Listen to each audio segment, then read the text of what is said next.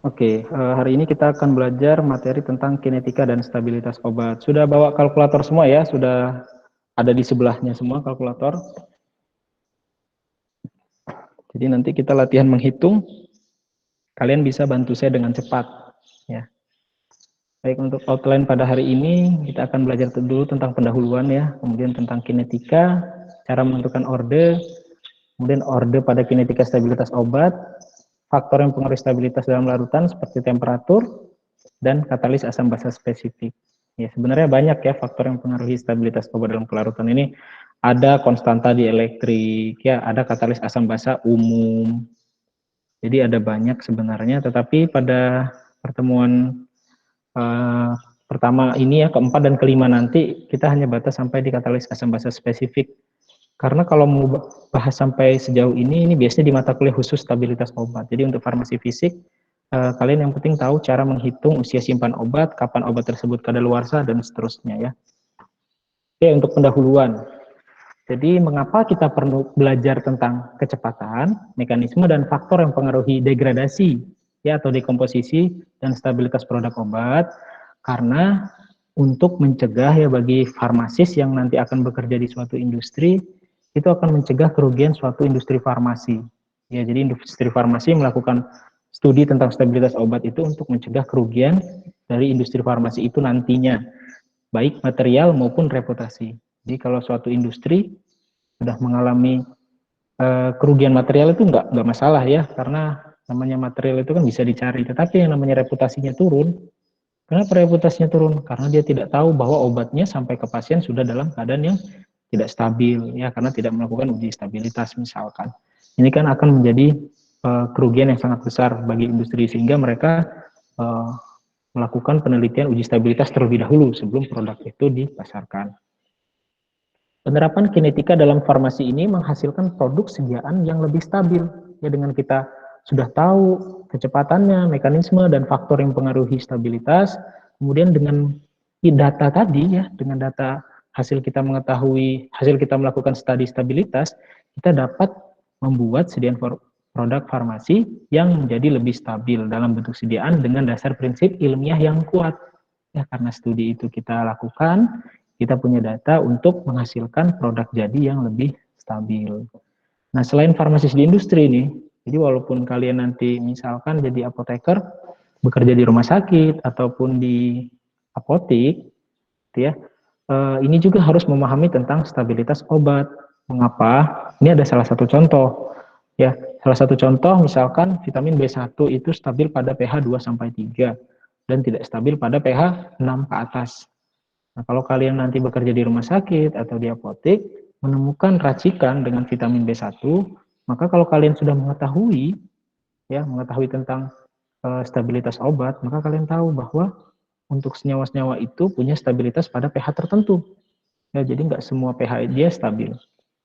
Nah, sehingga kalau kita mencampurkannya nanti dengan senyawa atau membuatnya dalam bentuk larutan yang pH-nya nanti di atas 7 misalkan, lebih ke basa lemah, maka ini akan menginaktivasi dari vitamin B1-nya. Gitu. Ini salah satu contoh pentingnya stabilitas obat bagi farmasis yang berada di komunitas maupun di rumah sakit seperti itu. Nah, kemudian apa itu stabilitas obat? Stabilitas obat merupakan kemampuan dari sediaan farmasi untuk tetap berada pada batas spesifikasi. Ya, batas spesifikasi yang telah ditentukan untuk menjamin agar obat yang diproduksi bermutu, aman, dan berkhasiat. Jadi di sini saya kasih garis bawah batas spesifikasi. Ya, karena kalau berbeda jenis obat, spesifikasinya akan berbeda. Ya, jadi saya beri contoh ya, saya beri contoh.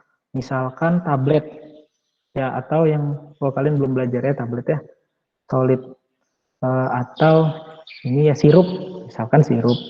Sirup itu punya adalah larutan, karena punya batas spesifikasi tidak boleh ada endapan. Ya, namanya larutan harus homogen. Ingat ya, larutan harus homogen, tidak boleh ada endapan. Nah, apabila terbentuk endapan, maka spesifikasinya berarti sudah berubah. Ya, berarti bisa kita sebut produk tersebut tidak stabil lagi. Itu salah satu contoh. Kalau tablet beda lagi. Intinya mereka punya batas spesifikasinya masing-masing yang harus tetap terpenuhi. Ya, harus tetap terpenuhi sampai ke tangan pasien. Agar apa? Agar produk tersebut bermutu, aman, dan berkhasiat untuk si pasiennya. Gitu ya. Jadi stabilitas obat, kapabilitas atau kemampuannya untuk berada pada batas spesifikasi yang telah ditentukan. Ya. Nah, secara kuantitatif, uji stabilitas obat itu atau stabilitas obat ya, itu diekspresikan dengan shelf life atau usia simpan. Ini adalah usia simpan. Apa itu usia simpan? Usia simpan adalah waktu ketika produk tersebut ya atau obat tersebut diprediksi masih fit. Masih fit ini maksudnya bagaimana? Masih memenuhi batas spesifikasinya untuk penggunaannya pada penyimpanan kondisi tertentu ya. Jadi obat tersebut pada waktu shelf life-nya ya, misalkan saya langsung beri contoh saja. Misalkan usia simpannya 2 tahun. Maka dalam waktu 2 tahun tersebut, produk tersebut ya itu diharapkan atau diprediksi masih memiliki batas spesifikasinya ya, masih berada pada batas spesifikasinya untuk penggunaannya. Ya, misalkan dia sirup, kemudian dia sebagai analgetik dan sebagainya. Pada yang perlu kita garis bawahi adalah kondisi penyimpanan yang tertentu.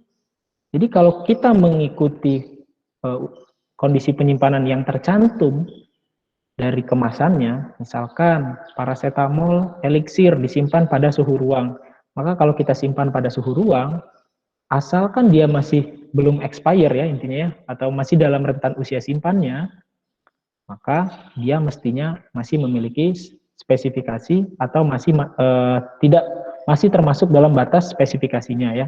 Jadi dia masih baik gitu istilahnya atau masih bermutu, aman, dan berkhasiat. Nah, tetapi jika kita menyimpannya tidak sesuai dengan kondisi yang spesifik ini, misalkan di kemasannya ditulis disimpan di suhu ruang, kemudian kalian simpan di atas loteng gitu ya. Jadi kan suhunya bukan suhu ruang ya, suhu dari matahari langsung kena gitu kan.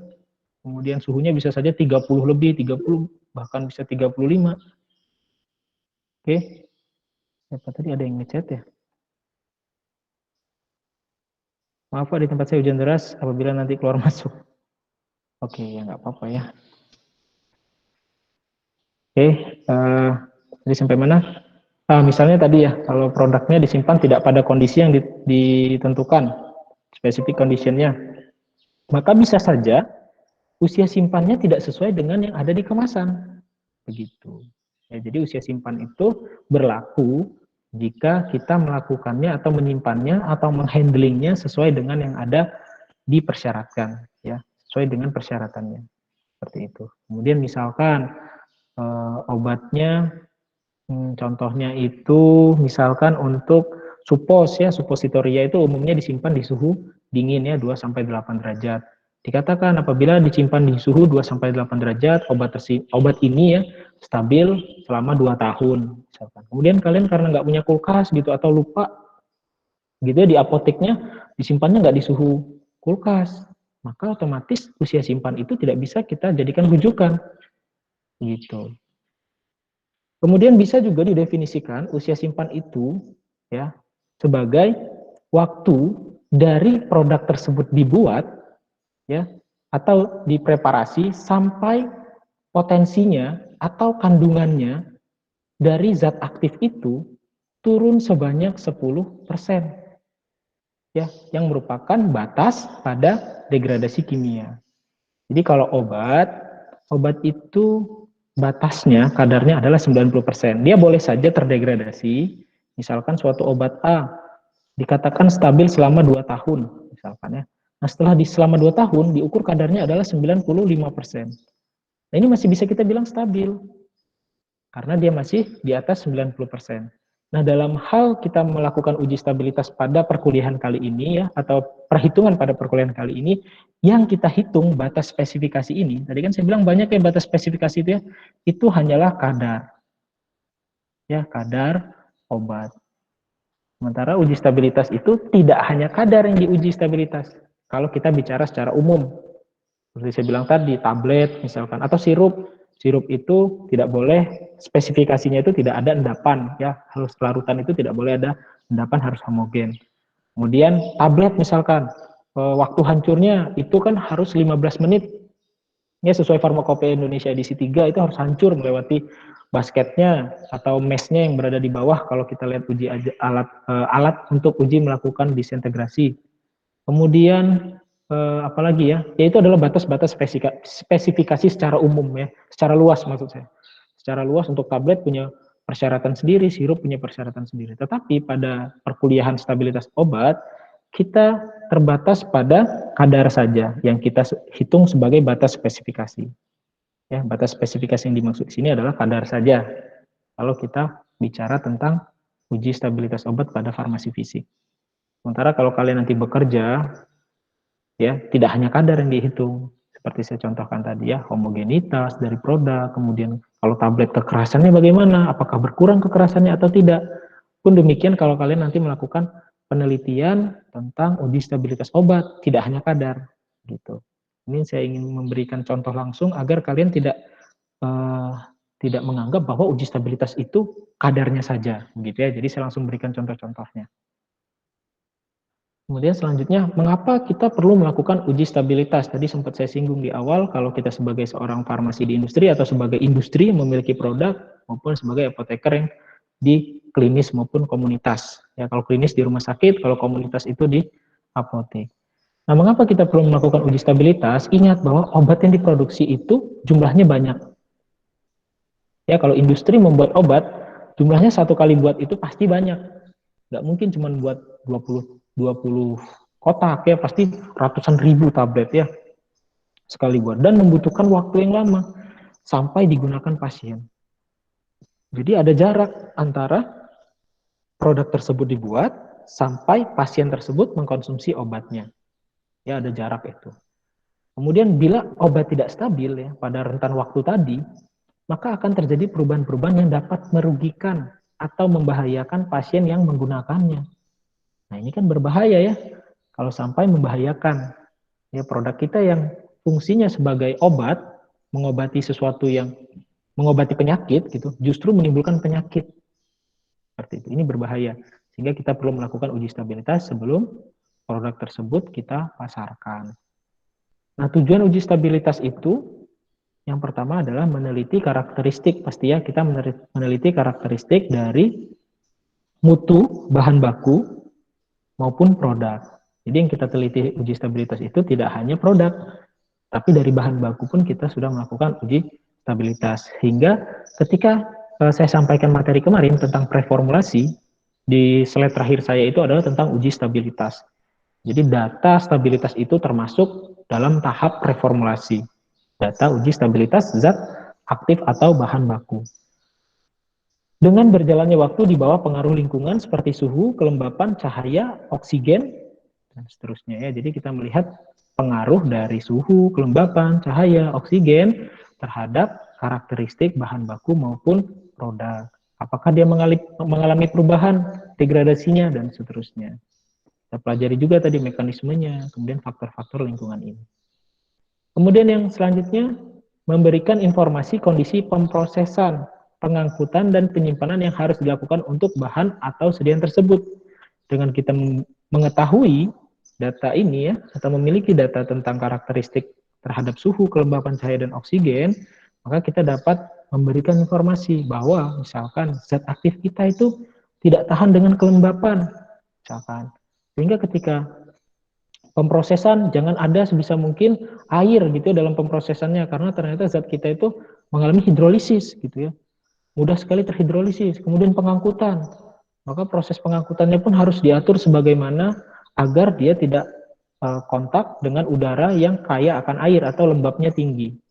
Kemudian penyimpanan harus disimpan di ruangan dengan kelembapan sekian persen misalkan. Ya, data yang kita dapat dari penelitian ini ya atau uji ini itu bisa kita berikan informasi bagaimana cara memproses, mengangkut, dan menyimpannya. Kemudian menentukan masa uji ulang bahan atau produk obat. Jadi uji ulang yang dimaksud di sini adalah yang dilakukan oleh industri. Jadi suatu industri itu melakukan retest terus ya.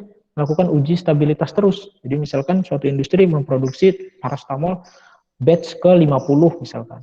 Dia produksi batch 50 sebanyak 100.000 tablet. Sudah dipasarkan sama dia. Ya misalkan dia produksi seperti itu. Nanti di industri tersebut ditinggalkan gitu ya, istilahnya sampel petinggal, istilahnya produk petinggal juga bisa dibilang tersebut, bisa dibilang seperti itu ada di industri, kemudian sisanya dijual gitu istilahnya. Jadi industri itu punya sampel dari setiap batch-nya. Fungsinya untuk apa? Fungsinya untuk melakukan uji ulang ini. Ya, jadi industri nggak bakal ke apotek ambil gitu ya, ngambil paracetamol, saya mau tes paracetamol yang sudah beredar selama 4 bulan gitu, keliling gitu, keliling apotek ngambilin, nggak bisa. Dia punya sampel petinggal ya. Jadi ketika dia memproduksi ditinggalkan sejumlah yang cukup untuk melakukan uji ulang ini. Nah dengan data yang tadi dia bisa menentukan, kita sebagai farmasis misalkan di industri kita bisa menentukan kapan uji ulangnya lagi. Apakah 2 minggu sekali kita perlu melakukan uji stabilitas pada paracetamol tablet yang sudah kita jual gitu ya, atau bagaimana? Tergantung dari sensitivitas ya, atau tergantung dari degradasi obat tersebut. Sampai sini ada yang mau ditanya dulu? Kalau belum ada, saya lanjutkan. Perubahan yang dapat terjadi apa saja ketika produk tersebut tidak stabil? Yang pertama, berkurang atau bertambahnya potensi kadar zat aktif atau eksipien. Gitu. Kalau berkurang kita tahu ya, kalau terdegradasi pasti kadarnya tadi ya berkurang, batasnya 90% bahkan ya untuk kadar atau potensi. Nah, kalau bertambah bagaimana? Ada yang mau berpendapat nggak? Bagaimana obat tersebut kadarnya bertambah? Padahal disimpan, bukan dibuat, gitu kan ya? Kalau dibuat bisa saja misalnya salah nimbang, jadi kadarnya bertambah. Ini waktu disimpan, tetapi potensi atau kadarnya bertambah. Ada yang mau coba jawab?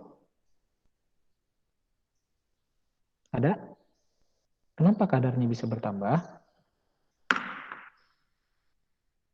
Ya persilakan yang mau coba jawab, atau mau berbeda pendapat gitu. Pak, menurut saya kadar itu nggak mungkin bertambah gitu, itu boleh-boleh saja juga. Ada yang mau coba?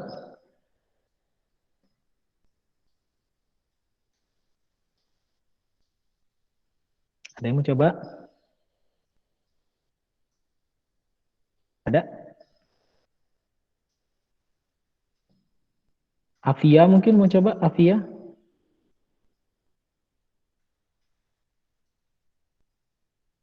Halo, Avia?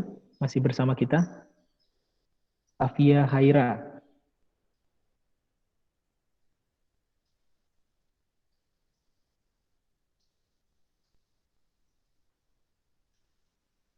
Oke, Avia, mikrofonnya yang rusak atau bagaimana?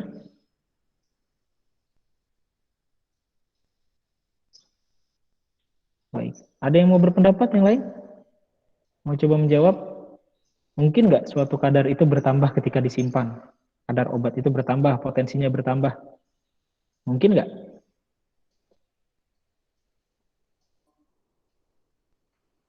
Izin jawab, Pak. Ya, silakan. Siapa? Muhammad Hafiz Al-Fikri, Pak. NIM 119260087. Ya, silakan coba Muhammad Kalau Hafiz. menurut saya nggak bisa bertambah sih, Pak. Nggak Nggak bisa. kebayang kalau bertambah itu kayak ada, Pak. Nggak kebayang. Heeh. Oh, ya sudah. Nggak kebayang. Gini ya, saya kasih bayangan kalau gitu sekarang. Nih, kalau kadar itu apa satuannya? Ada yang masih ingat kadar itu? Satuannya. Satuan kadar itu kan persen, atau bisa kita bilang juga miligram per mili, boleh ya? Ini kan bisa kita bilang kadar juga ya, persen atau miligram per mili, B per V itu kan kadar.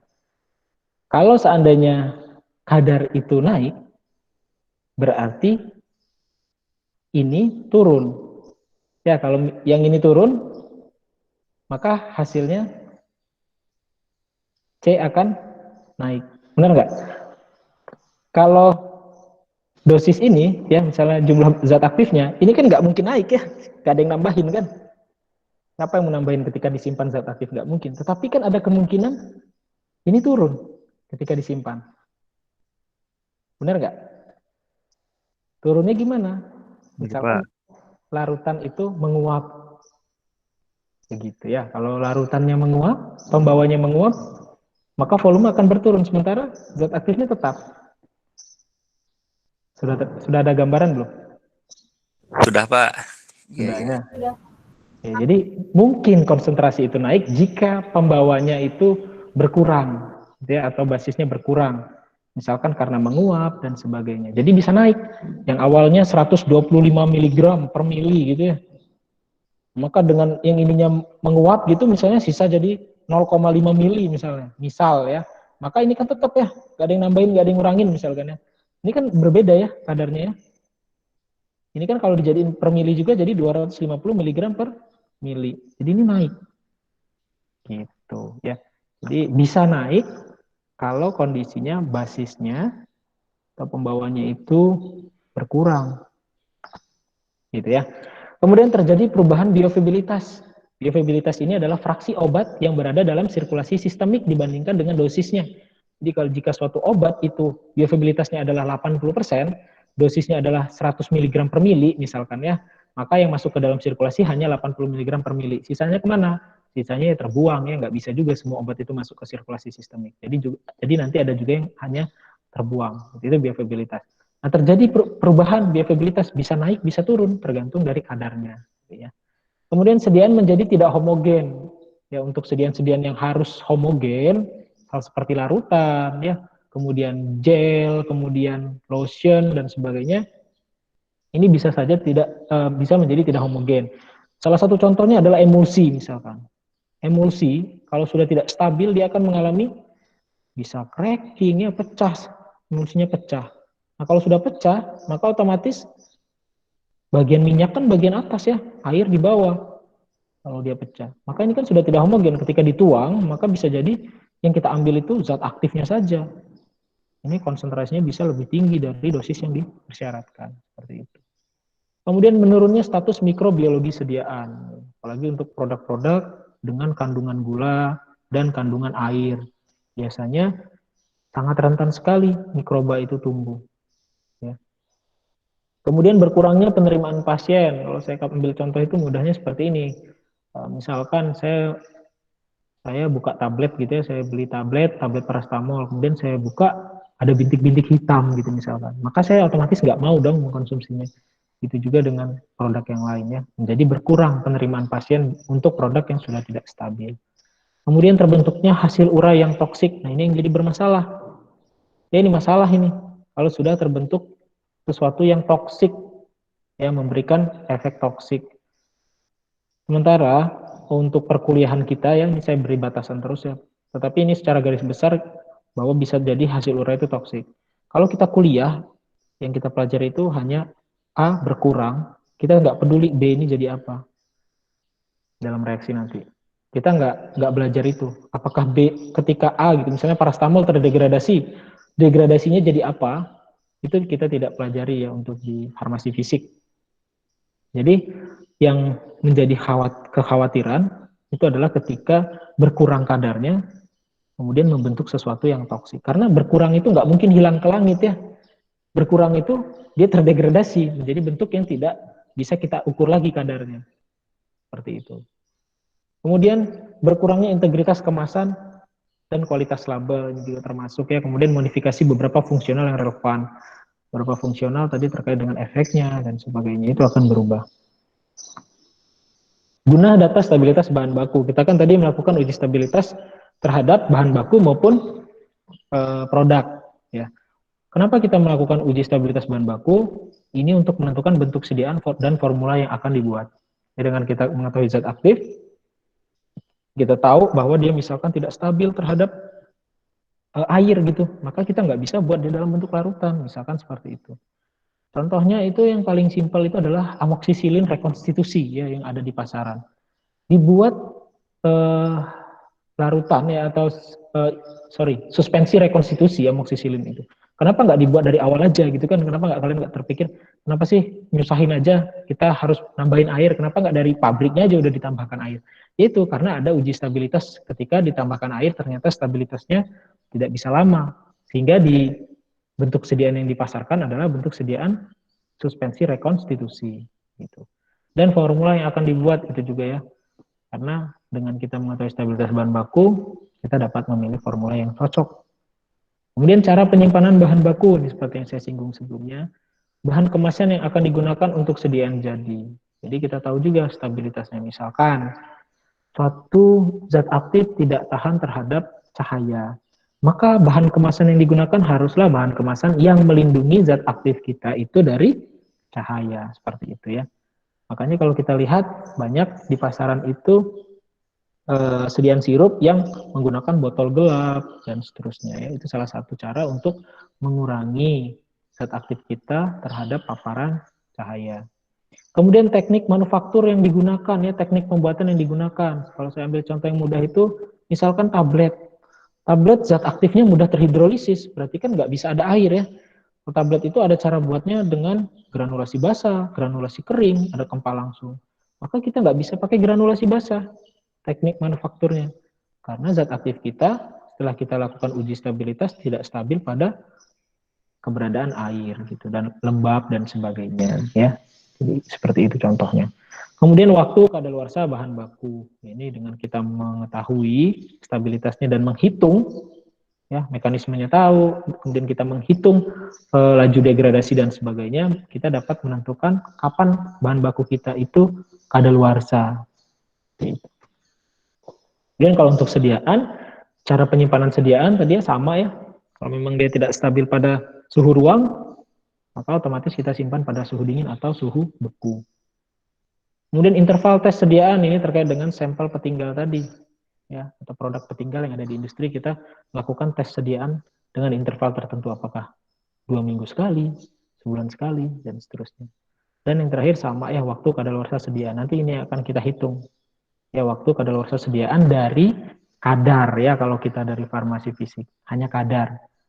Kita tidak mengukur ya, karena kita juga nggak melakukan percobaan kan, kita hanya ada data yang data kadar gitu. Tapi kalau kalian nanti di industri atau misalkan di Badan POM gitu nanti bekerja suatu hari nanti, maka ketika kalian melakukan uji stabilitas itu tidak hanya kadar yang perlu saya tekankan, tetapi spesifikasi dari produk tersebut, larutan, spesifikasinya seperti apa, dan seterusnya.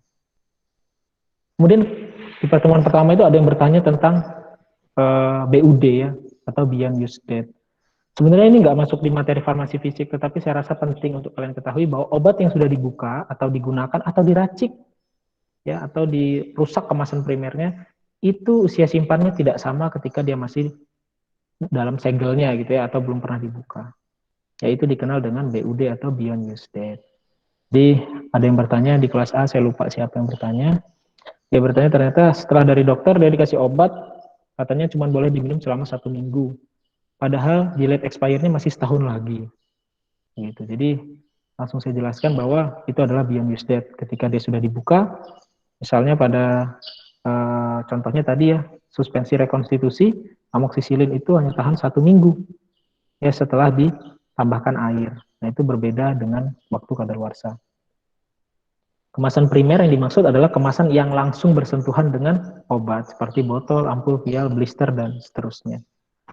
Nah, beda BUD dengan ED atau expired date. Kalau BUD itu setelah diracik, kalau expired date itu ketika dia belum dibuka kemasannya, usia simpannya ya. Kemudian BUD bisa sama atau lebih pendek, tapi kebanyakan BUD ini lebih pendek daripada ED umumnya. Kemudian BUD tidak selalu tercantum. Nah, ini yang jadi permasalahan ya menurut saya. Tidak selalu tercantum. Bahkan tercantum pun kadang nggak dibaca gitu, karena tulisannya kecil-kecil biasanya itu ya di kemasan itu. Nah, sementara kalau ED wajib dicantumkan oleh suatu industri dalam produknya. Nah, misalkan saya ambil contoh lagi, itu tetes mata ya. Tetes mata itu beda expire date sama usia simpan. Jadi kalau kalian punya tetes mata yang besar ya, yang untuk multi dose, itu hanya bertahan 28 hari setelah dia dibuka. Ya. Karena biasanya, kenapa saya kasih contoh tetes mata? Karena tetes mata itu yang paling banyak sisa dan terus dipakai gitu ya. Jadi beli nih, sebut saja mereknya Ins itulah ya. Kan makainya cuma sehari 2 hari, sisanya kan masih banyak tuh. Ini disimpan. Setelah 2 bulan, 3 bulan orang tuanya datang. Aduh, mata saya gatel nih, mata bapak gatel misalkan. Kamu ada tetes mata? Ada pak nih pak.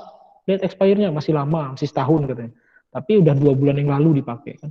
Akhirnya setelah dipakai bisa jadi justru akan mengiritasi mata. Itu adalah BUD yang beda.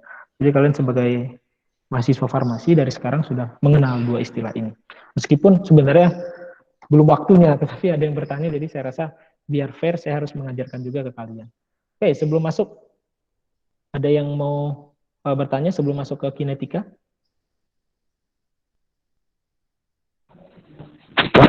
Ya, Pak, izin tanya, silakan. Pak. Siapa namanya?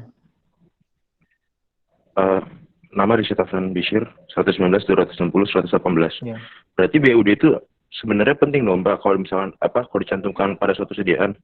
Kayak contoh tadi, kayak tetes mata.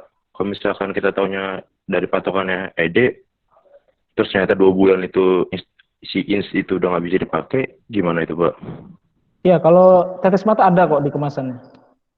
Tetes mata untuk produk-produk seperti itu ada, cuman yang saya bilang tadi tulisannya kecil biasanya nggak dibaca, jadi ngelihatnya itu cuman bawah itu ada ED tulisannya besar, akhirnya itu saja yang dianggap, padahal produk tersebut ada. Nah, kemudian apa yang harus kita lakukan kalau tidak ada? Gitu kan? Timbul pertanyaan, Pak, kalau nggak ada, saya tahunya dari mana ini stabilnya berapa hari? Biasanya kita melihat di USP, United States Pharmacopoeia, ini ada panduan untuk BUD. Saya ambil contoh satu saja ya, karena kalau saya bahas BUD ini bisa satu pertemuan sebenarnya. Jadi injeksi beda lagi, kemudian sediaan yang lain, misalkan sediaan tablet beda lagi BUD-nya setelah dibuka. Tapi kan tablet biasanya pakai blister ya. Yang kita buka kemasan primernya kan hanya yang mau kita makan, sisanya kan nggak dibuka. Tetapi kalau tablet yang dalam dalam plastik besar gitu ya, dalam botol plastik besar, nah itu ada juga BUD-nya. Nah, kalau untuk USP ini saya ambil contoh ya. Kalau kalian menemukan produk oral, larutan oral yang memiliki kandungan air dan tidak tercantum kapan BUD-nya. Jadi pertama itu kita mengutamakan BUD dari kemasan. Karena setiap zat aktif itu pasti punya BUD masing-masing. Nah, kalau ada di kemasannya berarti industri tadi sudah melakukan riset atau sudah ada datanya bahwa untuk zat aktif tersebut jika sudah digunakan satu kali atau dibuka tahan berapa lama. Itu ada biasanya. Tetapi apabila tidak ada data tersebut di kemasannya, maka kita biasanya melihat panduan dari USP, United States Pharmacopoeia, tentang penggunaan obat-obat beyond use date ya. Nah, biasanya untuk larutan oral, saya ambil contoh satu saja ya, larutan oral dengan kandungan air itu tidak lebih dari 14 hari suhu 2 sampai 8 derajat Celcius. Ini kalau secara umum, tetapi kan beda-beda. Misalkan yang tadi suspensi rekonstitusi itu 7 hari. Ya, tidak boleh lagi dikonsumsi dan seterusnya, berbeda-beda. Jadi penting ya, penting sekali apalagi untuk obat-obat yang kemasannya besar ya, atau volumenya besar, atau tidak sekali pakai. Tapi kalau tablet itu kan blisternya beda-beda ya. Saya buka satu blister, satu tablet, maka yang lain kan nggak terbuka, itu masih mengikuti ED. Tapi untuk kasus larutan dan sebagainya itu ada BUD-nya, mestinya di setiap kemasannya. Coba kalian perhatikan lagi, biasanya ada, kalau tidak ada baru kita merujuk ke USP. Biasanya BUD ini yang paling penting itu ketika orang bekerja di rumah sakit, karena untuk sediaan-sediaan injeksi itu biasanya jarang dicantumkan BUD-nya. Sementara, jadi begini ya, saya pernah bekerja di rumah sakit dulu ya. Obat tersebut setelah dipakai itu langsung dibuang, padahal sisanya banyak injeksi itu. Contohnya adalah injeksi-injeksi untuk operasi ya. Untuk operasi itu kan dosisnya biasanya nggak terlalu banyak. Sehingga biasanya sisanya itu 3/4-nya, setengahnya itu masih sisa. Sehingga kita farmasis itu dipinta oleh dokter, hei apoteker, kata dokter di sana, coba kalian cari tahu bisa nggak saya hemat. Maksudnya satu pasien ini, satu ampul ini, ampul besar ini, itu bisa untuk berapa pasien gitu. Kalau seandainya pasien tersebut datang besoknya dan seterusnya katanya. Kan nggak mungkin sehari langsung 5 operasi, kan nggak mungkin kan. Sehari paling 1 atau 2, kemungkinan besoknya ada lagi. Nah, apakah bisa saya pakai katanya. Nah, di situ baru si farmasis itu menyadari pentingnya mencari tahu BUD. Karena apa? Dengan kita mengetahui informasi tentang stabilitasnya, kita dapat menekan biaya pengeluaran rumah sakit.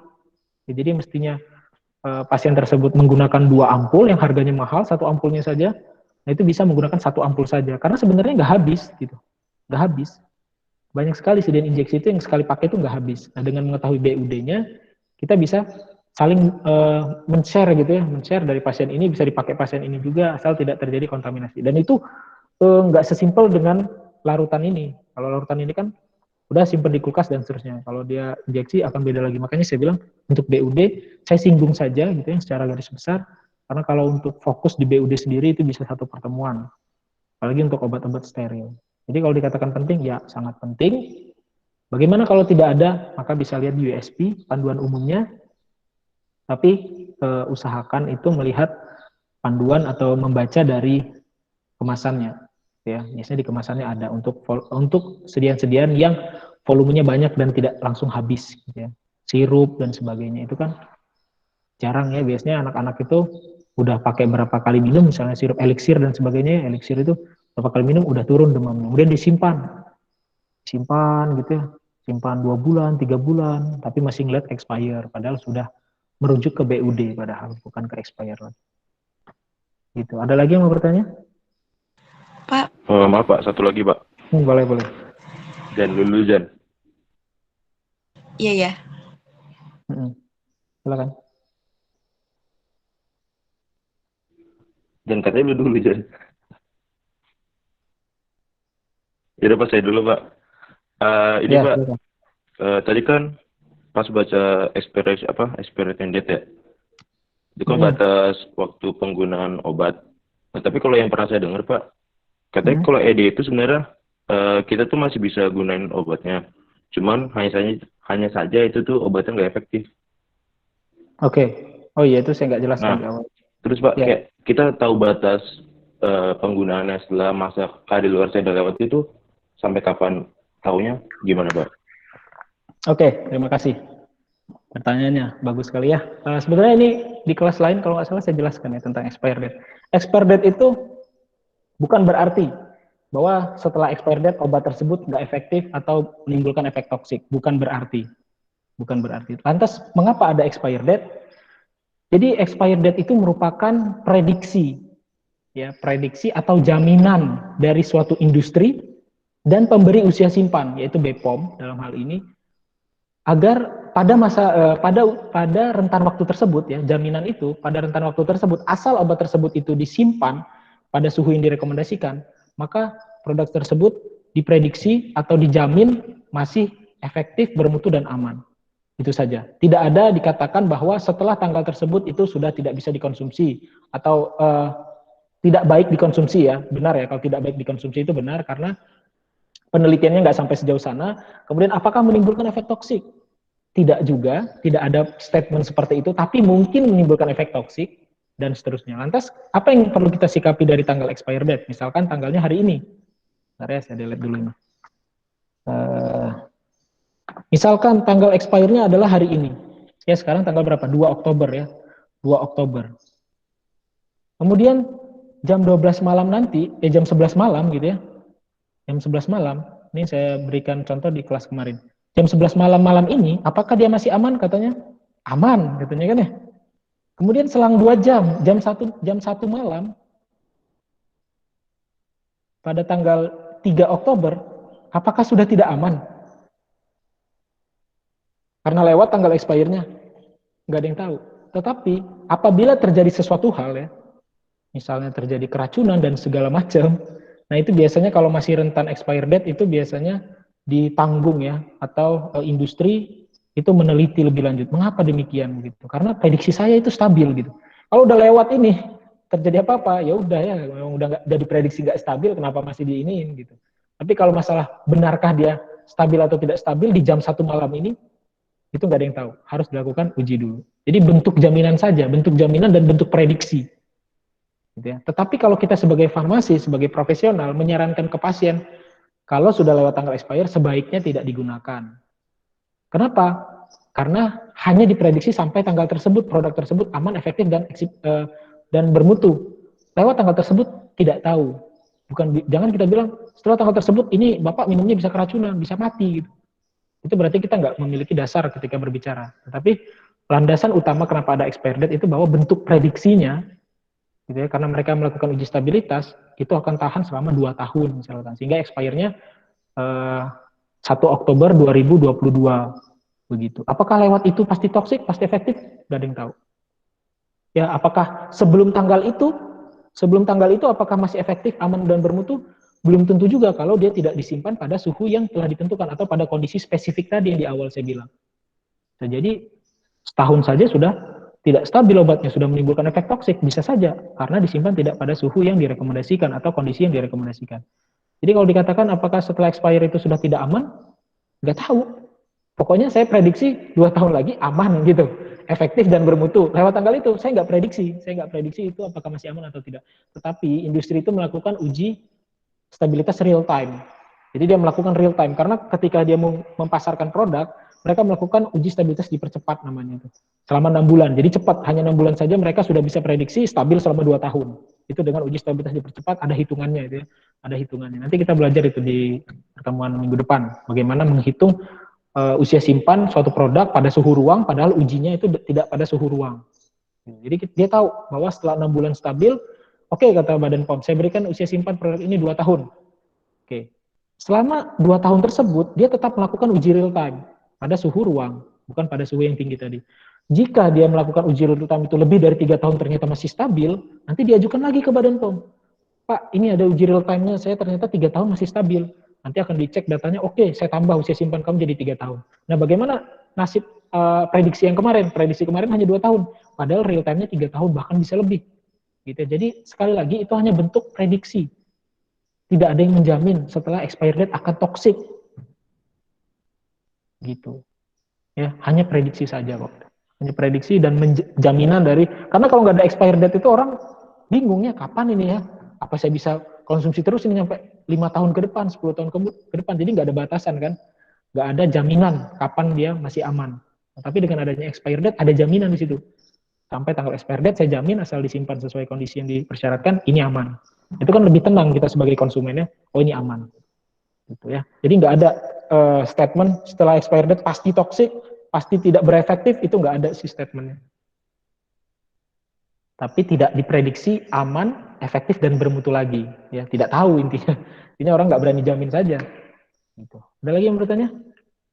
Baik Pak, terima kasih Pak. Saya Pak izin bertanya, nama saya Ya. Zana Zafira, NIM 119260098. Oke, Nah, silakan. interval tes sediaan itu ya Pak. Nah, itu kan obat itu kan kayak disisain di pabrik itu. Nah, ntar dilakukan pengujian selang beberapa waktu kan. Nah, misalkan nih Pak, obatnya udah didistribusiin ke apotek-apotek atau kemana. Terus selang beberapa waktu itu dilakukan interval tes ini Pak.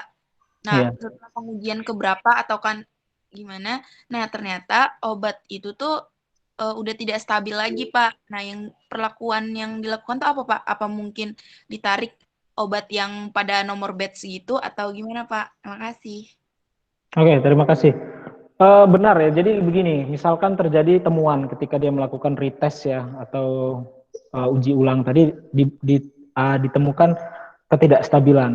Nah, yang pertama dilakukan ya ketika dia menemukan hal tersebut, itu adalah mensurvei pasar, biasanya dilihat di pasaran apakah begitu juga atau tidak. Nah, apabila memang tidak stabil setelah dipasarkan, itu ditarik di batch tersebut. Ditarik. Sebisa mungkin mereka tuh menarik sebelum ada kasus. Gitu ya. Kalau saya ambil contoh, misalkan Buvanes dulu. Ada yang masih ingat kasusnya Buvanes yang di rumah sakit di Pringsewu, saya lupa. Rumah sakit apa itu ada yang meninggal ketika diinjeksikan bupivacaine yang isinya ternyata asam tranexamat. Jadi itu kan bukan ketidakstabilan ini ya. Ini saya ambil contoh apabila terjadi sebuah kecelakaan gitu ya akibat kesalahan dari industri. Maka ditarik satu produk itu, satu batch itu ditarik semua dari pasaran dan bahkan izinnya dibekukan oleh Badan POM jika sudah ketemu kasus. Nah, sebisa mungkin industri ini nggak mau kan terjadi masalah. Kalau seandainya kadarnya sudah turun dari 90% sebelum 2 tahun misalkan ya, tadi kita balik lagi ke stabilitas, maka otomatis apa? Otomatis nanti produk tersebut harus ditarik. Beneran harus ditarik, nggak bisa kalau nggak ditarik. Ya karena nanti pasien yang mengkonsumsi nggak tahu 10%-nya jadi apa ya, bisa jadi bahan yang sangat toksik dan sebagainya. Biasanya ditarik. Nah, tetapi proses penarikan pun ada banyak cara ya. Ada yang sifatnya sukarela, ada yang tidak. Gitu. Nanti itu akan dibahas di manajemen farmasi industri kalau tidak salah. Yang lebih detail tentang mekanisme recall suatu produk dari pasaran itu biasanya ketika ada temuan-temuan tadi. Tapi kalau temuannya misalnya nggak stabilnya itu nggak terlalu ini ya, nggak terlalu apa namanya, misalkan tadi saya bilang kadarnya masih 95%, kan masih bisa kita bilang stabil itu walaupun kadarnya turun, itu biasanya tidak dilakukan penarikan. Tapi kalau memang sudah menurun spesifikasi yang di mana di sampel petinggal, itu biasanya ditarik batch tersebut. Kalau seandainya menurun semua, ya ternyata bukan semua batch itu, bukan satu batch saja.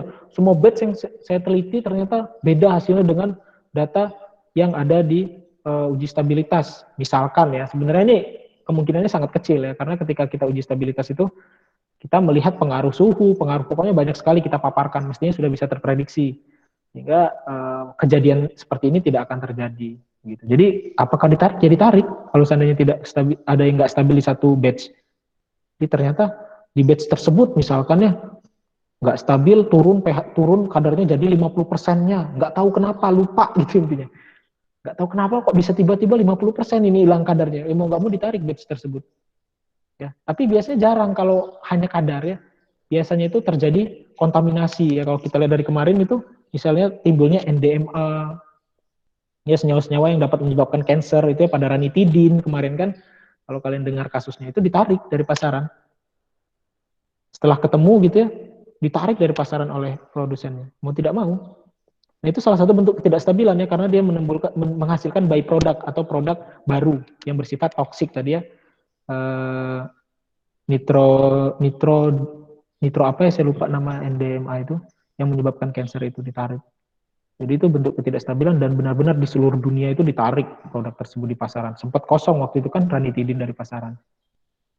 Gitu. Jadi ya ditarik ya kalau nggak stabil, dan apalagi efeknya tadi ya bisa menimbulkan kanker dan sebagainya ternyata setelah diteliti. Gitu. Ada lagi yang mau bertanya? Oke, kalau tidak ada kita masuk ke materi ya. Kinetika kimia. Ini sebenarnya materi kimia dasar dulu ya, kita belajar pelan-pelan ya. Kinetika kimia itu merupakan seberapa cepat suatu reaksi itu dapat berlangsung. Jadi kita mempelajari laju intinya di sini ya. Laju kecepatan dari reaksi kimia atau degradasi obat.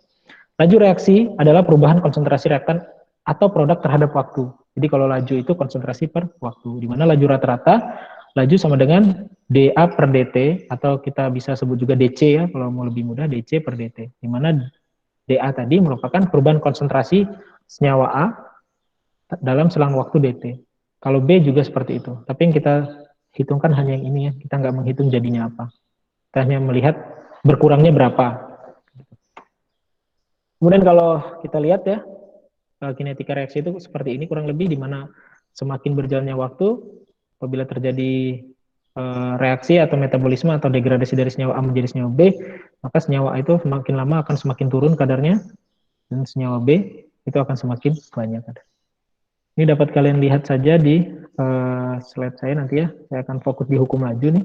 Hukum laju menyatakan hubungan laju reaksi dengan konstanta laju. Ya, jadi hubungan antara laju dengan konstanta laju. Jadi ada laju dan konstanta laju, jangan terbalik ya. Ada istilah nanti laju, ada konstanta laju. Nah, hukum laju itu menyatakan hubungannya seperti ini. Laju sama dengan konstanta laju dikali konsentrasi A dipangkatkan X. X ini adalah ordenya.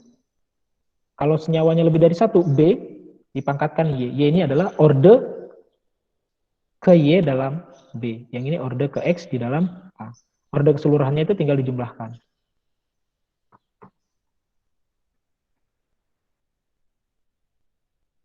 Oke, sekarang kita masuk ke orde. Orde itu apa?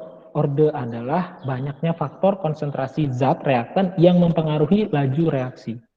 Jadi orde adalah banyaknya faktor dari konsentrasi yang mempengaruhi laju. Oke, faktor, konsentrasi, dan laju. Orde reaksi dibagi menjadi orde 0. Oke, kalau orde 0 otomatis faktornya 0, berarti tidak ada faktor konsentrasi yang mempengaruhi laju. Oke, kemudian ada orde 1, berarti ada satu faktor yang mempengaruhi laju. Gitu ya. Jadi kalau membacanya seperti itu. Ini ada orde 0 semu. Orde 0 semu ini nanti akan kita bahas ya.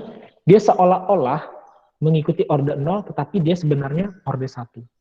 Kemudian ada orde 2, berarti ada dua faktor konsentrasi yang mempengaruhi laju, dan ada orde 1 semu. Nah, ini orde 1 semu kebalikannya ini. Bukan kebalikan ya. Dia terdegradasi mengikuti orde 2, tetapi seolah-olah orde 1. Gitu. Ini adalah orde 1 semu. Nanti kita bahas satu persatu. Yang pertama adalah reaksi orde 0. Tadi sesuai namanya, orde 0. Tidak ada faktor konsentrasi yang mempengaruhi laju, sehingga lajunya konstan, karena nggak ada faktor konsentrasi. Tidak tergantung konsentrasi obat, kalau dia orde 0. Gare dan Charper menemukan bahwa hilangnya warna ya pada pengukuran spektral 500 nanometer ternyata untuk produk multisulfa itu mengikuti orde 0. Persamaan reaksinya, ingat tadi ya. Tadi apa persamaannya? DC per DT, laju sama dengan DC per DT. Sama dengan laju juga adalah hubungan konstanta tadi, C pangkat orde. Ordenya berapa? Kalau orde 0? Ordenya 0, nggak ada pengaruh konsentrasi. Berarti menjadi DC per DT sama dengan K. Karena C-nya pangkat 0 berarti 1 gitu ya. Kemudian kita ubah saja menjadi DC sama dengan min K DT, kita dirubah dan diintegralkan. Ini nggak akan saya bahas karena panjangnya kalau integrasi ini. Sehingga diperoleh persamaan C min C0 sama dengan min KT. Atau bisa kita tulis juga CT sama dengan C0 min K kali T. Ini adalah persamaan orde 0. Oke. Nah, kita lihat bahwa kalian masih ingat persamaan regresi linear dia sama dengan A plus BX. Ini kalau kita lakukan hal yang sama ya. CT sama dengan C0 min K kali T. Kenapa saya ubah tadi CT-nya ke depan? Agar menyerupai bentuk persamaan regresi linear. Nah, sehingga jika kita plot CT sebagai Y dan T sebagai X, ya dalam persamaan regresi linear, kita akan memperoleh nilai slope sama dengan minus K, dan memperoleh intercept sama dengan C0. Gitu ya. Jadi ini adalah bentuk persamaannya. Nah, kemudian untuk satuan dari konstanta laju, ya, ini K ini adalah konstanta laju. Konstanta laju. Satuan untuk konstanta laju orde 0 itu adalah konsentrasi per waktu. Ya, jadi kalian harus ingat untuk satuan-satuan ini, kalau dia orde 0, konstanta lajunya adalah konsentrasi per waktu satuannya. Atau bisa ditulis mol per liter per detik, boleh, molaritas per detik juga boleh, miligram per mili per detik juga boleh, dan seterusnya. Intinya adalah konsentrasi per waktu itu adalah satuan dari reaksi orde 0. Kemudian kita menentukan T setengah. T setengah adalah waktu yang dibutuhkan agar obat tersebut tersisa setengahnya dari kadar awal. Kalau tadi kita tahu persamaan CT sama dengan C0 min K kali T. Kita mau cari tahu CT saat tersisa setengah dari C0. Maka kita bisa tulis juga C0 per 2 sama dengan C0 min K dikali T setengah. Sehingga T setengah sama dengan C0 per 2K. Itu ya, itu untuk T setengah pada orde 0. Nah, perlu diingat bahwa T setengah tergantung dari C0. Ya, nanti orde 1 akan berbeda. Untuk orde 0, T setengahnya itu tergantung dari C0. Kalau C0-nya berubah, maka otomatis T setengahnya juga akan berubah. Kemudian untuk usia simpan. Usia simpan ini yang biasanya kita tentukan ya, atau menentukan expire date, ya, usia simpan. Usia simpan ditentukan dengan cara mengetahui CT saat tersisa berapa? 90%-nya. Kan usia simpan adalah waktu yang dibutuhkan agar obat tersebut terreduce ya, atau menurun 10%-nya. Berarti kan sisa 90%. Berarti yang kita inginkan adalah 0,9 C0 sama dengan C0 min K dikali T 0,9. Sehingga T 0,9 sama dengan 0,1 C0 per K. Ya, jadi untuk menentukan usia simpan dari orde 0 itu dengan persamaan ini. Oke, saya lanjutkan. Kita masuk ke contoh coba. Sebuah obat X terdegradasi mengikuti orde 0. Ini langsung diberitahu ya, ordenya 0. Dengan konstanta laju, berarti K. Ya, yang sudah diketahui adalah K sama dengan 0,05 mg per mili per tahun. Konsentrasi per waktu. Oke, ingat ya, satunya konsentrasi per waktu, konstanta laju. Pada suhu ruang, jika 1% W per P, berarti diketahui C0. C0-nya adalah 1%. Dibuat dan disimpan dalam suhu ruang, berapa sisa konsentrasi setelah 18 bulan? Yang ditanya adalah C 18 bulan dan T setengah. Oke. Sekarang kita hitung ya pelan-pelan. Rumusnya tadi, CT sama dengan C0 min K dikali T. Betul ya? Oke, sebelum kita masukkan ke rumus, pastikan bahwa semua satuan sudah sama. Ya, apabila dia satuannya berat, maka beratnya harus sama, satuannya volume, volumenya juga harus sama satuannya, dan satuan waktu, waktunya juga harus sama. Nah, dari sini, C0 apakah sudah sama dengan satuan konsentrasi dari konstanta laju? Belum sama, karena dia masih satuannya persen. Maka untuk konsentrasi kita harus buat sama dulu semuanya. Lebih mudah mengubah 1% menjadi miligram per mili. Hasilnya 1% kalau dibuat miligram per mili berapa? Ada yang tahu 1% itu berapa miligram per mili? Izin menjawab, Pak. 10 miligram per mili, Pak. 10 miligram per mili, betul ya. Saya anggap sudah tahu ya cara konversi seperti ini, jadi kita bisa langsung 10 miligram per mili. Sudah sama berarti ya untuk konsentrasi dan konsentrasi pada C0 dan konsentrasi pada konstanta laju. Lanjut, kita ke yang ditanya, C 18 bulan. Waktunya 18 bulan. Sementara di laju satuannya adalah tahun. Belum sama ya, yang satu masih bulan, yang satu masih tahun. Berarti untuk mencarinya pun kita harus sama. Kita ubah T-nya menjadi berapa nih? 1,5 tahun. Berarti C 1,5 tahun yang ditanya ya. Nah, ini hasilnya akan di sini nanti terpakai. C0 kita masukkan 10 min K 0,05 K-nya dikali T. T-nya saat kapan yang ditanya? Saat 1,5 tahun. Maka hasilnya sama dengan 9, berapa tuh? Berapa hasilnya? 9,925, Pak. 925. Apa satuannya? Apa satuannya? Miligram per mili. Iya, miligram per mili. Ingat yang ditanya adalah C, artinya konsentrasi. Satuan konsentrasi yang ada pada soal ini adalah cuman miligram per mili. Jadi satunya mili. Oke, kita lanjut ke T setengah. T setengah, tadi rumusnya apa T setengah? T setengah adalah C0 per 2K. Betul ya? Sama dengan C0-nya sudah ada 10 per 2 dikali 0,05. Oke, berapa hasilnya?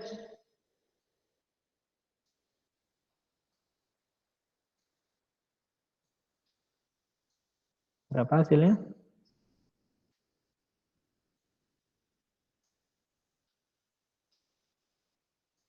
Sepuluh dibagi 2 kali 0,05. Berapa? 100, Pak. 100. Apa satuannya? Satuannya apa? Tahun, Pak. Tahun. Ya, jangan bingung ya. Kalau yang ditanya waktu, berarti satuannya harus sama. Sini kan ada tuh ya. Satuannya adalah tahun. Ini juga tahun. Berarti untuk T setengah satuannya juga tahun. Jangan tiba-tiba jadi bulan. Oke. Ya, ini jawabannya. Jadi, obat tersebut tersisa setengahnya setelah 100 tahun kemudian. Dan sisa obat tersebut setelah disimpan selama 18 bulan adalah 9,93 mg per mili. Oke, sampai sini dulu. Ada yang mau bertanya? Mengapa bisa demikian? Mengapa bisa demikian? Ada yang mau bertanya? Tidak ada? Oke ya, saya anggap mengerti kalau tidak ada yang bertanya. Kita lanjut ke contoh nomor 2. Oke, saya berikan siapa yang mau mencoba. Saya berikan kesempatan siapa yang mau coba. Kalau mencoba itu biasanya lebih teringat. Silakan yang mau coba.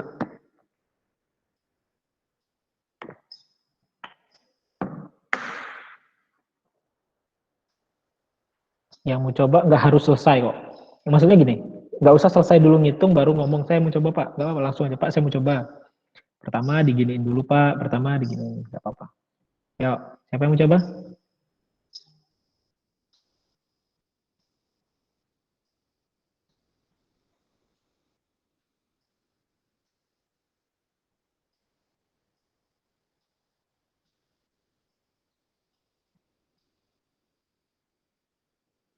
Yang sudah diketahui apa di sini?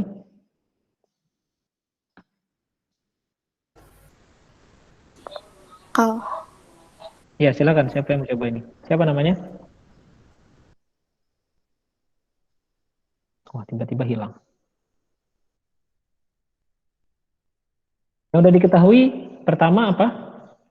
C0. C0 udah tahu ya kita ya. Berapa C0?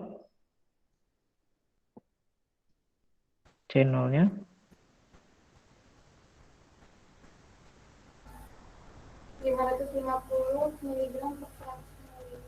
Ya, ini adalah C0-nya ya, sudah tahu. Kemudian yang sudah diketahui lagi apa? Laju reaksi. Oke. Ini konstanta laju ya. Nah, laju reaksinya oke begini ya. Laju reaksi untuk orde 0 itu sama dengan K dikali C pangkat 0. Benar kan ya? Persamaannya tadi ya. Ini ada ordenya orde 0. Maka laju reaksi sama dengan K, konstanta laju. Berarti ini K. Ya, nilai K. Nilai K-nya berapa? 2 kali 10 pangkat minus 7 gram per 100 mili per detik. Oke, K udah dapat. Yang ditanya apa?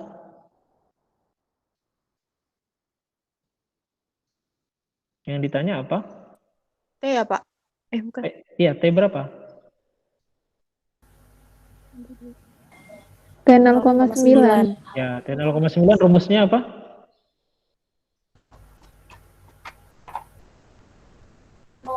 .1 dikali C0 per K0. Per K0, boleh ditulis K0. Oke, kita lanjut ya. Nah, sebelum kita masukkan, apakah sudah sama semua satuannya? Sudah sama belum semua satuannya? Belum. Belum. Yang mana yang belum? Yang K-nya gram. Oke, yang konsentrasi berarti ya. Ini konsentrasinya gram per mili, yang ini gram per 100 mili, yang ini miligram per 100 mili. Berarti kalau kita rubah ke gram 100 mili saja, berapa jadinya?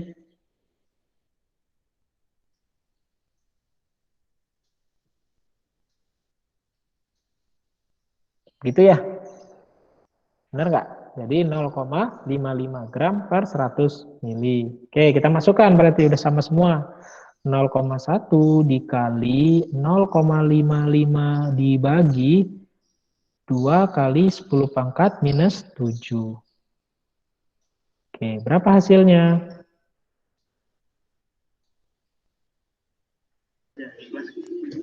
.75 kali 10 pangkat min 9. Ya. 10 pangkat Min 9. min 9. Oh, orang ini minus, kalau minus ke atas jadi plus. Sebentar, Pak. Ya, coba lagi. 2,75 benar ya, karena 5 dibagi 2 gitu ya. 5,5 dibagi 2 gitu kan 2,75. Ini pangkatnya. Ini pangkat berapa? 275 kali 10 pangkat 3. 3. Benar 3? Ada yang beda? Pangkat 5, Pak. Pangkat 6. 5 ya. Kan 7 nih pangkatnya. Naik ke atas jadi plus 7. Ya, hasilnya ini kan kalau 0, ini ngilangin ini berkurang 1 pangkatnya. Jadi berapa? Pangkat 6. Kemudian 0,55 dihilangkan 1 ya biar jadi 5,5 kan tadi. Hilang 1 lagi pangkatnya, berarti sisa 5 pangkatnya ya. Jadi 2,75 kali 10 pangkat 5. Tuh, mudah kok ini kalau cuma pindah ke atas jadi plus. Oke, nah contoh 3. Nah ini yang udah agak rumit. Ya, saya tadi kasih contoh yang mudah-mudah. Yang ini agak rumit. Kenapa rumit? Karena kita harus menggunakan apa ini biar bisa dapat nilai K. Oke, dibaca dulu saja ya. Suspensi antibiotik dengan jumlah zat aktif sekian mengalami degradasi seperti pada tabel berikut. Tentukan konstanta reaksi atau konstanta laju ya. Beda-beda lagi, ada konstanta reaksi, ada konstanta laju. Konstanta laju dan usia simpan jika diketahui degradasi mengikuti ordinal. Nah, kita kan pertama dipinta mencari nilai K. Bagaimana cara mencari nilai K? Ada yang masih ingat? Ada yang masih ingat tadi saya jelaskan di awal, kalau kita punya data seperti ini, pertama kita tulis dulu persamaannya. CT sama dengan C0 min K dikali T. Ingat, Y sama dengan A plus BX. Gitu kan ya?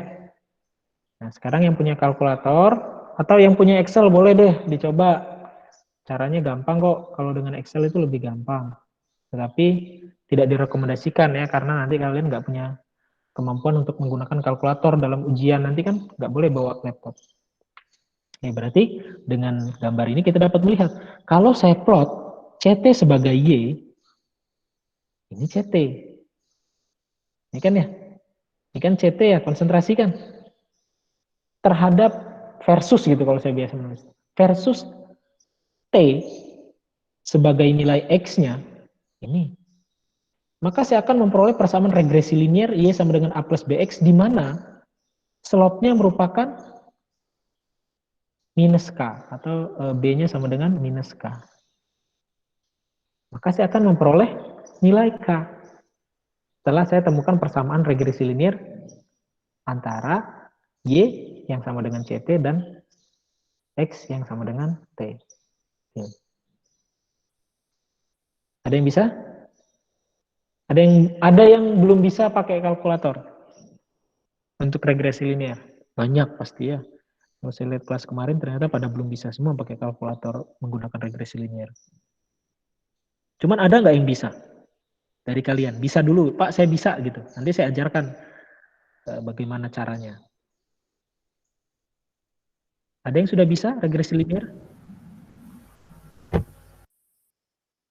Atau nggak ada yang bisa? Jadi nah. Belum bisa, Pak. Belum bisa. Oke, saya ajarkan pakai Excel kalau begitu ya.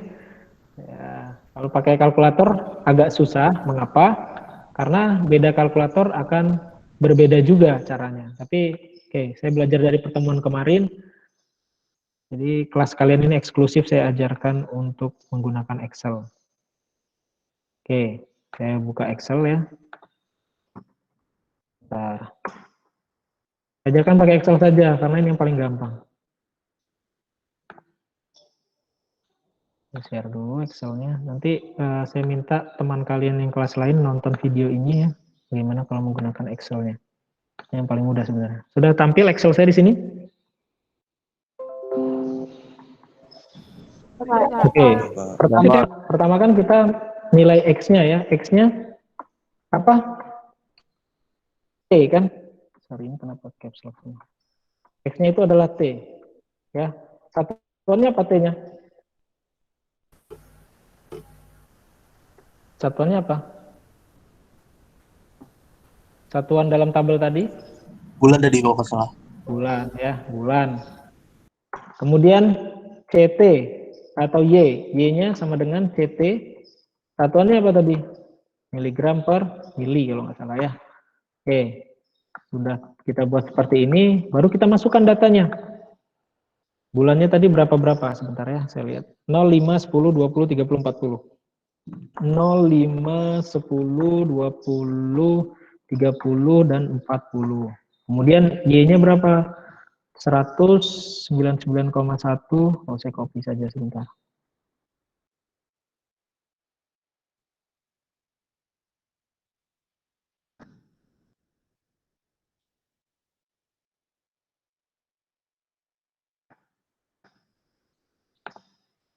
Oke. Iya, setelah kita copy, kita blok gitu ya, kemudian insert dan pilih scatters. Ya, scatter ini nih, scatter. Pilih salah satu, biasanya saya pakai yang ini, kemudian pilih yang formatnya lengkap. Bentar ya, ini kok beda tampilannya dengan yang di komputer sih. Oke, kita seperti ini saja, kalau tidak ada. Kemudian add trend line. Oke, udah benar ya, Y-nya di sebelah kiri adalah konsentrasi, dan X-nya adalah bulan. Kemudian add trend line. Kemudian display equation on chart, dan display R. Ini untuk melihat kemiringannya ya. Kalau dia mendekati 1, berarti dia lurus. Ini melihat linearitas, sorry kok kemiringan. Linearitas ya kalau R ini. R square atau R kuadrat, ini untuk melihat linearitas. Kalau semakin mendekati 1, berarti dia bagus atau linear. Oke. Ini biasanya saya tulis seperti ini. Waktu versus konsentrasi.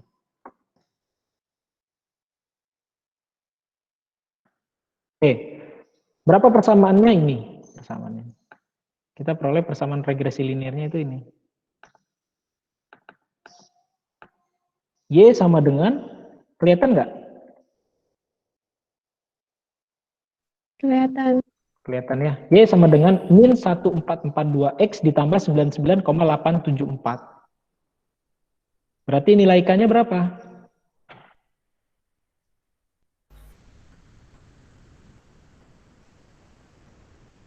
Min 0,1142, Pak. 0,1442. Ya, 0,1442 itu adalah nilai K-nya. Oke? Mengerti cara mengerjakannya? Kalau dengan Excel, saya close ya Excel-nya. Kita kembali ke materi tadi. Oke, sudah nampak lagi materinya? Udah, Pak. Sudah. Oke ya, jadi kita udah dapat tadi. Berapa nilai K-nya? 0,1142. 0,1442. Kalau jadi 1,11. Ya, ini nilai K-nya tahu ya dari persamaan tadi jika kita plot ini. Nah, sehingga kalau ditanyakan self life berarti T 0,9 sama dengan 0,1 C0 per K. C0 ini berapa? Kita boleh pakai yang dari intercept, boleh. Dari intercept tadi kan 99,8 berapa gitu ya. Tapi lebih baik pakai yang 100 saja. Berarti 0,1 dikali 100 per 0,1442. Berapa hasilnya? Ini saya ajarkan yang ini saja lah ya, yang Excel yang bisa saya ajarkan. Kalau kalkulator, karena beda-beda merek, agak sulit juga mengajarkannya.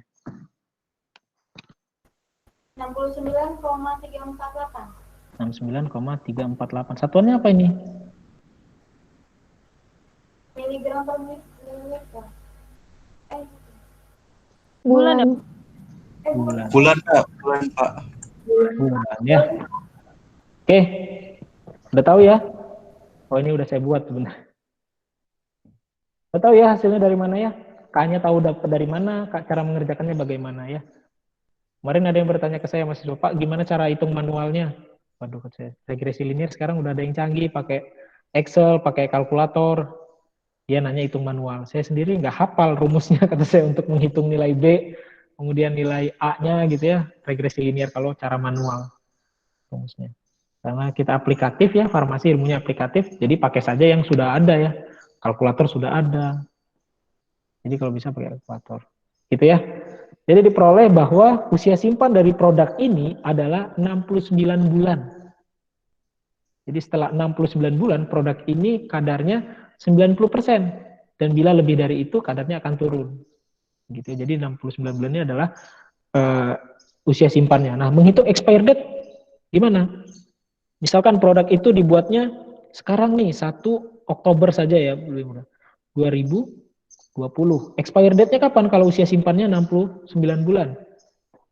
Ya tinggal dijadikan tahun saja ini ya. 69 bulan ini berapa tahun? 69 bulan itu 5 tahun lebih ya. 5 tahun lebih berapa? 5 tahun lebih 9 bulan. Berarti kalau 5 tahun saja, ini udah 2025. Ya, 5 tahun kemudian. Nah, lebihin 9 bulan dari Oktober bulan 10, berarti 7 ya, bulan 7 2026. Jadi 1 Oktober 1 Juli, 1 Oktober sih. 1 Juli 2026. Ini expire date obat ini. Kalau kita hanya mengukur kadar ya. Begitu. Tapi kalau uji stabilitas tadi saya bilang nggak hanya kadar yang kita ukur, tapi yang lain-lain juga. Oke, kita lanjut. Sekarang reaksi orde 1. Ada yang ditanya dulu untuk orde 0-nya?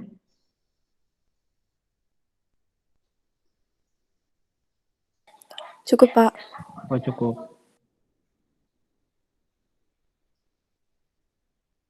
Oke. Saya lanjut ke orde 1. Nah, untuk orde 1 itu reaksi yang paling umum ya dalam sediaan farmasi. Seperti absorpsi obat, kalau di farmakokinetik nanti kalian akan belajar itu mengikuti orde 1. Dan degradasi obat juga umumnya orde 1. Ya umum, tetapi orde 0 tetap ada ya, tadi contohnya multisulfat. Nah, yang perlu kalian garis bawahi, laju reaksi proporsional dengan konsentrasi obat. Karena ada faktor konsentrasi terhadap laju reaksi. Ya. Kalau kita masukkan ke persamaan seperti tadi, DC per DT ya sama dengan K dikali C pangkat orde. Karena ordenya 1 berarti di pangkat 1. Sehingga DC per C, atau kita ubah saja ya, C-nya ke sebelah sini, DC per C sama dengan KDT, kita integralkan, memperoleh ln C dikurang ln C0 sama dengan min K dikali T. Atau bisa kita rubah juga, ln CT sama dengan ln C0 min K dikali T. Atau diubah dalam bentuk log juga boleh. Kalau dalam bentuk log itu sama log CT sama dengan log C0 min K kali T, tetapi harus dibagi dengan 2,303. Ya, harus dibagi dengan 2,303. Sehingga, kalau kita plot, kalau reaksi tersebut mengikuti orde 1, kalau kita plot konsentrasi versus T, kalau orde 0 tadi kan, kalau konsentrasi versus T, CT versus T ya, CT dengan T itu garisnya kan lurus. Nah, tetapi pada orde 1, kalau kita plot seperti ini, itu akan hasilnya sigmoid ya, atau parabola seperti ini. Tidak lurus. Nah, ini kan akan menyulitkan kita untuk menentukan slope-nya. Ya, sulit kita menentukan slope-nya kalau seperti ini. Sehingga, kalau kita ln-kan, ternyata menjadi linear. Ya, tadi ya saya tulis lagi. Ln CT sama dengan ln C0 min K dikali T. Kalau saya plot antara ln CT versus T, maka saya akan memperoleh slope-nya adalah minus K. Dan intercept-nya adalah ln C0. Gitu ya. Kemudian kalau di log kan sama, tapi slope-nya itu bukan min K, tetapi min K per 2,303. Gitu ya. Penentuan waktu paruhnya sama kalau kita menghitungnya ya, menentukan waktu paruh ini saya turunkan sedikit rumusnya. Kita mau waktu paruh itu adalah ln C0 per 2. Ya kan ya? Kita mau waktu paruh itu ketika C0-nya setengahnya, gitu kan, sama dengan ln C0 min K dikali T. T setengah. Maka T setengah sama dengan ln 2 per K. Berapa ln 2? 0,693 per K. Ini adalah kenapa rumusnya. Kemudian usia simpan, sama usia simpannya. Usia simpan sama dengan kita maunya ln-nya, ln CT-nya saat ya C0 per 1,111. Oke ya, T 0,9 sama dengan ln 1,111 per K. Ya, hasilnya sama dengan 0,105 per K. Jelas? Mengapa ini dapat itu? Oke ya, kalau jelas saya lanjutkan. Intinya rumusnya seperti itu, mengapa diturunkan. Oke, kemudian selanjutnya adalah reaksi nol semu pada suspensi. Ya, jadi nol semu. Nol semu itu seperti orde 0, tetapi orde 1. Semu dia, orde 0-nya itu semu. Ya, contoh lain sedianya mengalami degradasi mengikuti orde 0, yaitu adalah reaksi suspensi. Konsentrasi dalam larutan tergantung dari kelarutan obat. Jelas ya, kalau suspensi itu konsentrasinya tergantung kelarutan. Kalau udah nggak larut, dia bakal mengendap. Makanya suspensi itu adalah larutan jenuh. Ya, di mana tidak bisa melarutkan lagi zat aktifnya. Ketika obat yang terlarut mengalami degradasi, maka obat yang belum larut akan terlarut dan mempertahankan konsentrasinya sehingga konstan. Ya, orde 1 degradasi tergantung dari konsentrasi. Jika konsentrasi konstan, maka laju degradasi atau reaksi juga konstan. Saya ambil contoh seperti ini ya. Kalau saya kasih contoh kelas kemarin, 10 mg per mili. Gitu ya. Kalau dia mengikuti orde 1, dia menjadi 9 mg per mili, kemudian menjadi 8,1 mg per mili. Kenapa? Karena lajunya proporsi dengan kadar. Kalau kita lihat, 9 ini berarti degradasinya adalah 0,1 dari ini. 0,1 dari 10 berapa? 1. 1 terdegradasi, sisa 9. Kemudian 0,1 dari 9, 0,9. Sehingga tersisa 8,1. Begitu ya, karena dia proporsi kalau orde 1. Kalau orde 0, sisa 9, sisa 8, sisa 7. Kenapa? Karena dia tidak terkait dengan konsentrasi. Dia terdegradasinya 1 mg per mili, 1 mg per mili, 1 mg per mili. Nggak ada hubungan dengan konsentrasinya. Pokoknya 1 mg per mili saya terdegradasi. Mau kamu sisa 9, mau sisa 8, tetap aja. Laju saya tetap 1 mg per mili. Gitu ya, kalau kita bicara tentang orde 0. Mengapa seolah-olah yang orde 1 ini seperti orde 0? Karena setelah dia mengalami degradasi menjadi 9, ya kalau orde 1, karena dia bentuknya suspensi tadi, ya, yang belum larut akan terlarut. Sehingga ketika dia 9, sebelum dia terdegradasi menjadi 8,1, dia akan balik lagi menjadi 10. Ya, dia akan menjadi 10 lagi. Kenapa? Karena yang belum larut menjadi larut. Dan dia terdegradasi mengikuti orde 1. 0,1 dari 10 tadi berapa? 1 kan ya. Sehingga akhirnya menjadi 9. Jadi 1 mg per mili. Kemudian sisa 9 terlarut lagi jadi 10 lagi. 0,1 dari 10 berapa? 1 mg per mili. Gitu ya. Jadi 9 belum sempat menjadi 8,1 jadi 10 lagi. Jadi lajunya seolah-olah mengikuti orde 0, 1 mg per mili.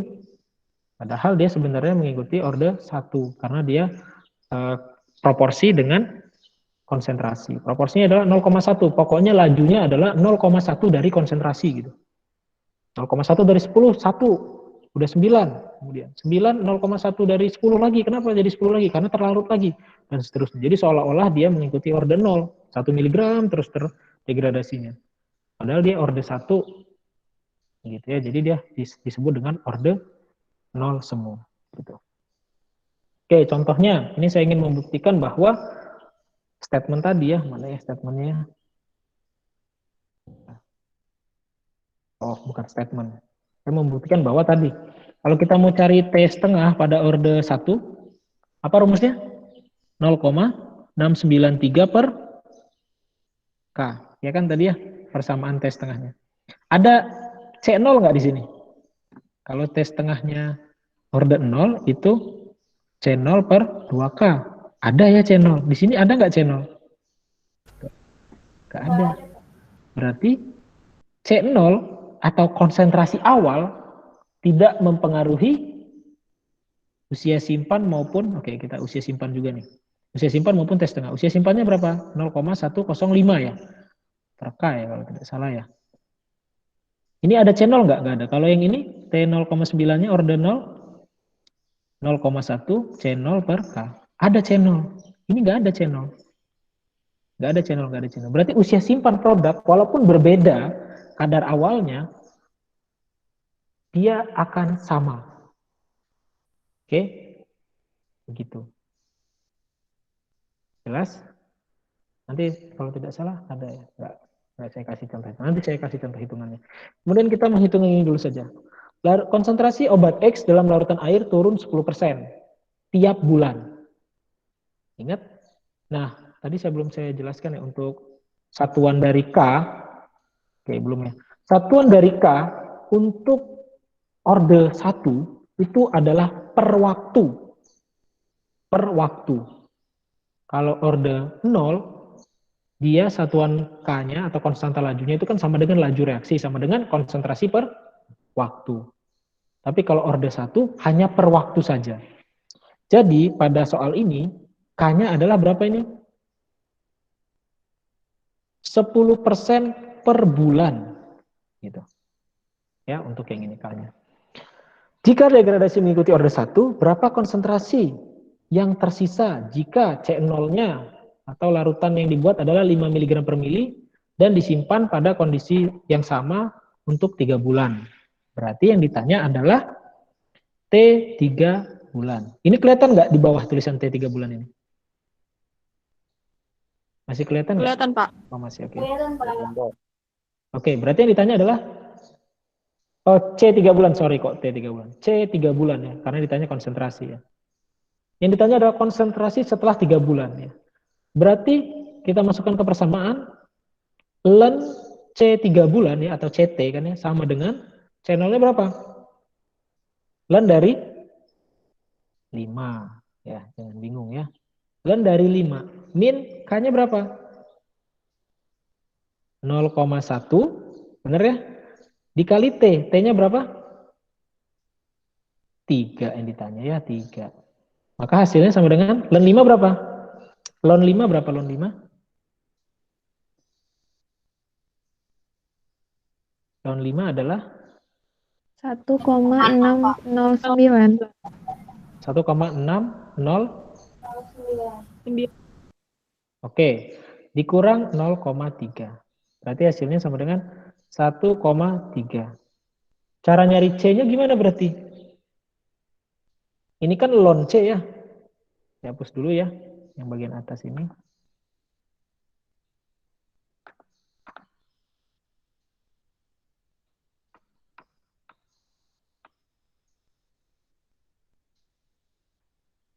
Ya, cara nyari C-nya gimana kalau begitu? Yang didapat itu kan adalah ln C, betul ya? Ln C 3 bulan adalah 1,3. Benar ya? Itu bukan C ya, tapi ln C. Ya, saya tulis lagi nih. Ln C 3 bulan sama dengan 1,3. Maka C 3 bulan sama dengan berapa? Anti ln ya, atau eksponensial dari 1,3. Kalau di kalkulator shift ln dari 1,3. Berapa hasilnya?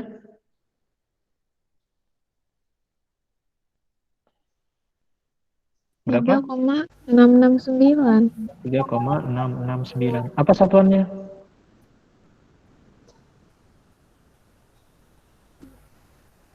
Satuannya apa?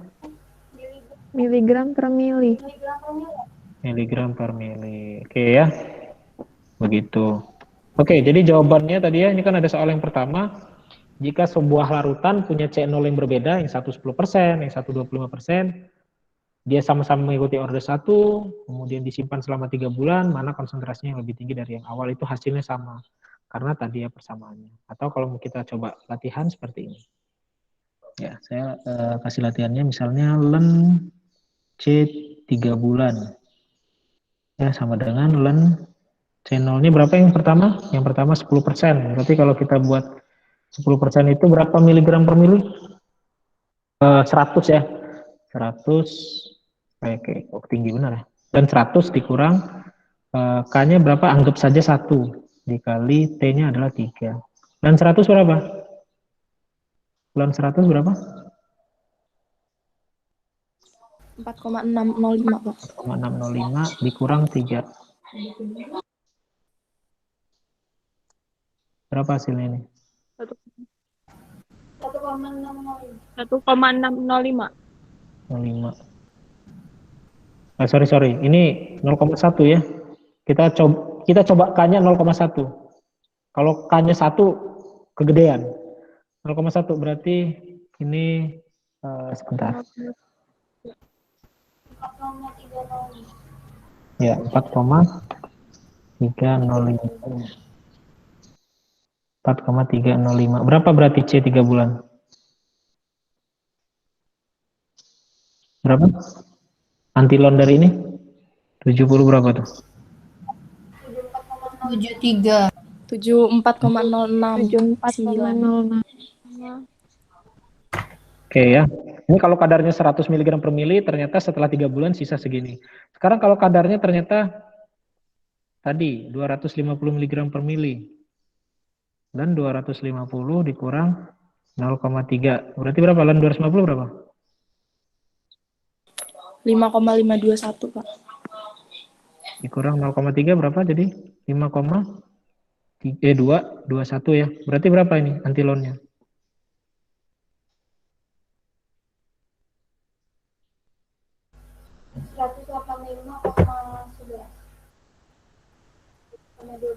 Sama nggak untuk persentasenya? Persentasenya ngitungnya gini. Persentasenya 185 per 0,11 dibagi 250. Yang ini 74,06%. Yang ini berapa hasilnya? 0,74. Ya, berarti kalau dikalikan 100 kan sama ya, 74 0,06% juga. Jadi ini menyimpulkan bahwa kalau konsentrasi awalnya berbeda, maka persentase si tersisa kadarnya dibandingkan konsentrasi awal itu akan sama meskipun tadi konsentrasi awalnya berbeda. Sesuai dengan rumus ya. Rumus tadi kan kalau kita menghitung T setengah, T 0,9 untuk orde 1 itu tidak menghiraukan C 0. Gitu. Ini hanya untuk membuktikan saja. Oke, ini tugas saja. Ini tugas 1. Silakan di screenshot. Sudah di screenshot?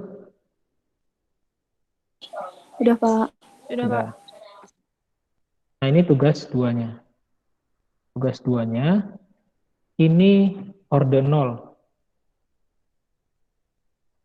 Jadi walaupun tadi kita terakhir orde 1, tetapi saya memberi tugas yang tetap orde 0 saja. Karena nanti orde 1-nya saya jadikan latihan untuk minggu depan. Jadi kan udah dikasih tahu ya caranya untuk orde 0.